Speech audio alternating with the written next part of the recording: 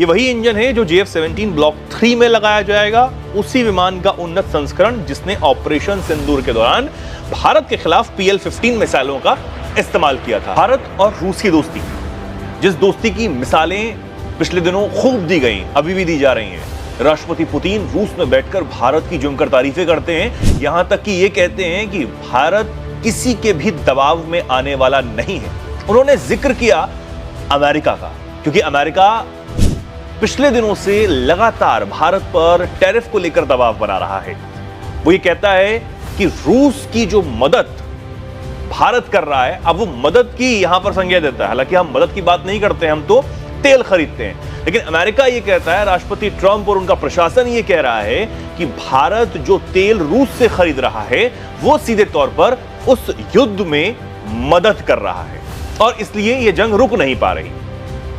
America के अपने दावे हैं, लेकिन पिछले दिनों राष्ट्रपति पुतिन ने इस बात को साफ किया कि चीन और भारत हमारे पार्टनर हैं और खासकर भारत जो है उसको दबाने की कोशिश ना की जाए, क्योंकि वहां के लोग बड़े समझदार हैं, वहां के लोग अपने नेताओं के फैसले पर खासा ध्यान रखते हैं, सारी चीजों को समझते हैं। जमकर तारीफें की, लेकिन इसी के साथ चर्चा एक और चीज की हो रही है। अस्सलाम वालेकुम नाज़रीन, मज़ीद वीडियो को चेकने के बाद आपके साथ शेयर करते हैं। भारत ने अपने सबसे करीबी दोस्त यानी कि रूस से यह दरखास्त की कि वो पाकिस्तान को JF-17 थंडर तैयारों का इंजन मुहैया ना करे, क्योंकि इससे पाकिस्तान की एयरफोर्स और ज्यादा मजबूत होगी और ये भारत के लिए सबसे ज्यादा खतरा है। लेकिन भारत की इस दरखास्त को नजरअंदाज करते हुए रूस ने पाकिस्तान को JF-17 थंडर तैयारों का इंजन मुहैया कर दिया, जिसके बाद भारतीय हुकूमत और भारतीय मीडिया दोनों सदमे में है कि जो कभी हमारा सबसे अच्छा दोस्त हुआ करता था वो आज हमें नजरअंदाज करके पाकिस्तान के खेमे में है, यानी पाकिस्तान के साथ अपनी दोस्ती को मजबूत कर रहा है। तो चलिए आपको मजीद वीडियो तो लेकर चलते हैं और दिखाते हैं कि पाकिस्तान को इंजन मिलने के बाद भारतीय मीडिया कितना ज्यादा खौफजदा और परेशान है। लेकिन वीडियो में आगे बढ़ने से पहले आप लोगों से गुजारिश है कि अगर आप चैनल पर न्यू हैं तो चैनल को लाजमी सब्सक्राइब और वीडियो को लाइक एंड शेयर करना मत भूलें, ताकि ज्यादा से ज्यादा लोगों तक ये वीडियो पहुंच सके। चाहे JF-17 फाइटर जेट के इंजन की जो पाकिस्तान रूस से चाहता है। पिछले दिनों एक रिपोर्ट सामने आई, उसमें कहा गया कि एक JF-17 थंडर जो फाइटर जेट है पाकिस्तान का, जिसे जो कि रूस के पास है, खबरें ये आई कि पाकिस्तान ने वो जो इंजन है वो रूस से मांगा, उसके बाद रूस ने हामी भर दी।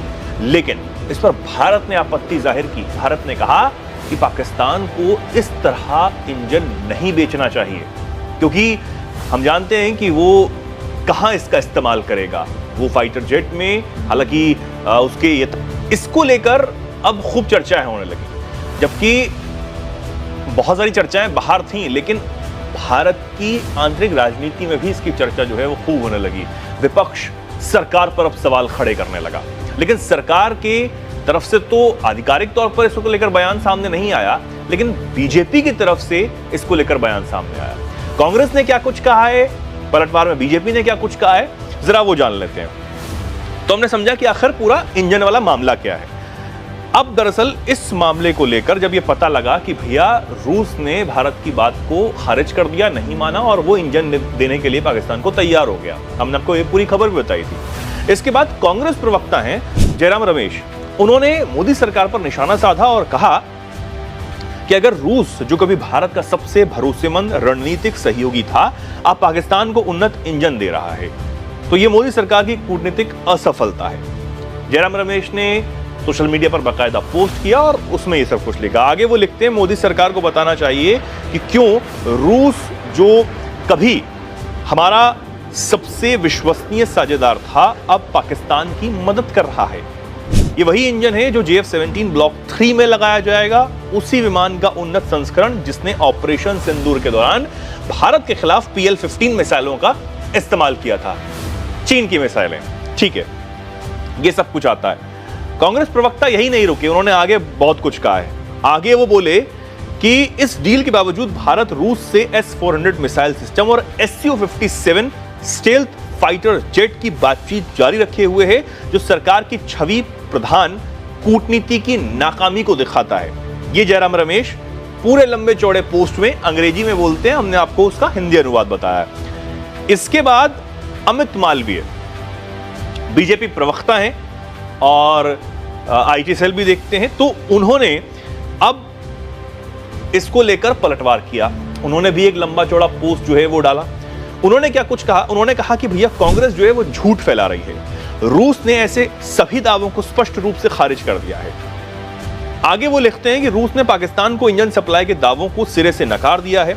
जयराम रमेश ने एक ऐसी खबर का सहारा लिया जो एक अप्रसिद्ध वेबसाइट पर छपी थी, जो प्रो पाकिस्तान प्रोपेगेंडा फैलाने के लिए जानी जाती है। कोई आधिकारिक पुष्टि नहीं, कोई विश्वसनीय स्रोत नहीं, बस एक और झूठी सूचना। अमित मालवीय आगे लिखते हैं, राष्ट्रहित की बजाय दुश्मन के साथ खड़े होने का आरोप उन्होंने लगाया और कहा कि बार बार इस तरह की अफवाहें फैलाना सूचना युद्ध का हिस्सा है। रूस की ओर से भी अब तक किसी आधिकारिक चैनल ने पाकिस्तान को इंजन सप्लाई की पुष्टि नहीं की है। हालांकि इस पूरे विवाद ने अब भारत की जो विदेश नीति है और रूस के जो संबंध है उनके बीच एक नई बहस को जन्म देने का काम किया है। आपने दोनों नेताओं के पोस्ट देखे, लेकिन अब इसको लेकर एक खबर भी सामने आई है। दरअसल एक खबर सामने आई है जिसमें यह बताया गया है कि जो खबरें चली पिछले दिनों कि रूस ने भारत की अपील को नकार दिया, जिसमें भारत ने कहा कि भैया आप पाकिस्तान को इंजन ना दे फाइटर जेट का, और वो डील करने के लिए तैयार हो गया पाकिस्तान के साथ। इसको लेकर खबर सामने आई कि ये जो खबर थी इसकी कोई पुष्टि ही नहीं थी। रिपोर्ट आई है, उसमें यह कहा गया है कि रूस ने पाकिस्तान को RD-93MA इंजन की आपूर्ति की रिपोर्ट को खारिज कर दिया है। रिपोर्ट में यह भी कहा गया है कि पाकिस्तान को इंजन देने को लेकर कोई पुष्टि नहीं है। जो लोग रूस और भारत के बीच बड़े सौदे पर नजर रखते हैं उनके लिए यह दावा तार्किक नहीं लगता। हमारे पाकिस्तान के साथ इतने गहरे संबंध नहीं है कि भारत को असहज महसूस होना पड़े। यह भी बताया गया है कि कुछ लोग रूस और भारत के बीच होने वाले सहयोग को नुकसान पहुंचाने की कोशिश कर रहे हैं। खासकर उच्च स्तरीय बैठकों से ठीक पहले ऐसी लगातार कोशिशें की जा रही हैं और कहीं ना कहीं यह भी अंदेशा इसे जताया जा सकता है, क्योंकि हमने देखा है, हम जानते भी हैं, न सिर्फ प्रधानमंत्री नरेंद्र मोदी ने बल्कि NSA अजीत डोभाल भी इस बात की पुष्टि कर चुके हैं कि इस साल के अंत तक राष्ट्रपति पुतिन भारत के दौरे पर आ रहे हैं। और उनके दौरे से ठीक पहले इस तरह की खबरें चलना कि पाकिस्तान के साथ रूस जो है वो डील कर रहा है। अब JF-17 के बारे में भी आपका जानना बेहद जरूरी हो जाता है, क्योंकि मैंने शुरुआत में कहा कि वायुसेना जो पाकिस्तान की उसकी रीढ़ की हड्डी JF-17 थंडर जो है वो माना जाता है। वो कितना अहम जेट है ये भी आप समझिए। दरअसल IDRW की एक रिपोर्ट कहती है कि पाकिस्तान को JF-17 थंडर फाइटर जेट में इस्तेमाल के लिए इंजन देने का फैसला जो है वो किया। दरअसल JF-17 4.5 पीढ़ी का स्टील्थ फाइटर जेट है, जिसका जो निर्माण है वो पाकिस्तान और चीन करते हैं। ये पाकिस्तान की वायुसेना का सबसे शक्तिशाली लड़ाकू विमान माना जाता है।